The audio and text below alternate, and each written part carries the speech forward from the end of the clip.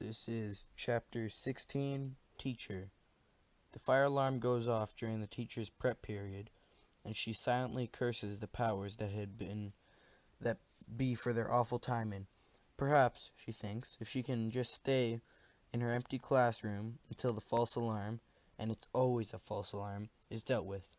But then, what kind of example would be setting if her students passed by, looked in to see her sitting there?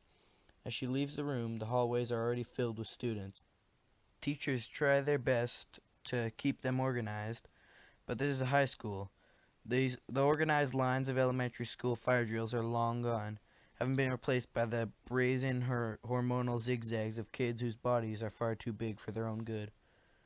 Then she sees something strange, something troubling. There are two policemen by the front office. They usually seem intimidated by the mob of kids flowing past them and out the doors of the school, and out the front doors of the school. But why policemen? Why not firemen? And how could they have gotten here so quickly? They couldn't have. They must have been called before the alarm went off. But why? The last time there were policemen in the school, someone called in a clapper threat. The school was evacuated, and no one knew why until after the fact. There was no clapper. The school was in danger of being blown up. The school was never in danger of being blown up. It was just some kid pulling a practical joke. Still, clapper threats are always taken seriously, because you never know when the threat might be real. Please no pushing, she says to a student who bumps her elbow. Or, please no pushing. Wait, what does she sound like? She's a woman. Please no pushing, she says to a student who bumps her elbow. I'm sure we'll all make it outside.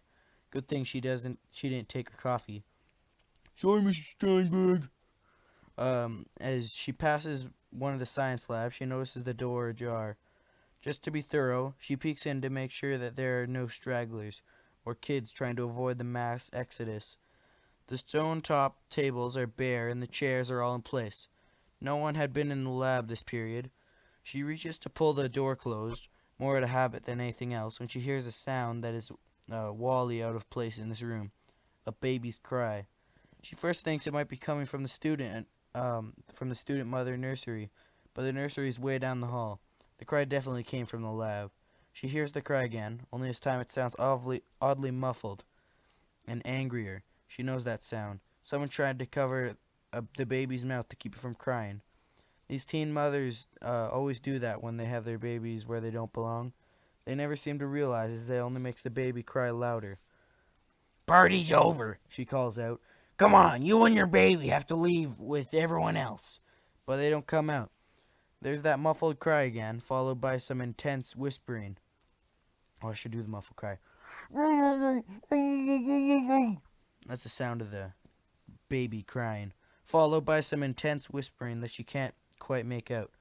Annoyed, she steps into the lab and storms down the center aisle, looking left and right until she finds them crouched behind one of the lab tables.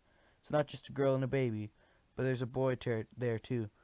There's a look of desperation about them.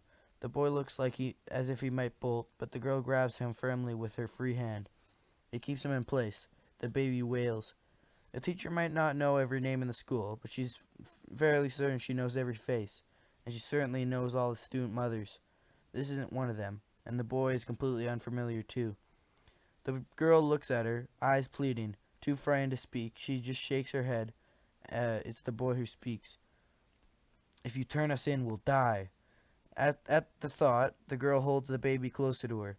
The cries lessen, but don't go away entirely. Clearly, these are the ones the police are looking for reasons she can only guess at. Please, says the boy. Please what? The teacher thinks. Please break the law? Please put myself and the school at risk? But no, not it. That's not it at all. What he's really saying is, please be a human being. With a life so full of rules and regiments, it's so easy to forget that's what they are. She knows. She sees how every compassion takes a backseat to expectancy. Then a voice from behind her. Hannah? She turns to see another teacher looking in the door. Oh. Hannah? She turns to see another teacher looking in from the door. He's a bit, heveled. Oh, it's a guy? Okay. Having fought the raging rapids of kids still funneling out the school, he obviously hears the baby's cries. How could he not? Is everything all right? He asks. Yeah, says Hannah, with more calm in her voice than she actually feels. I'm taking care of it. The other teacher nods and leaves, probably glad enough to share the burden of whatever this crying baby situation is. Hannah now knows what the situation is. However, at least she suspects. Kids only have this kind of desperation in their eyes when they're going to be unwound. She holds out her hand to the frightened kids.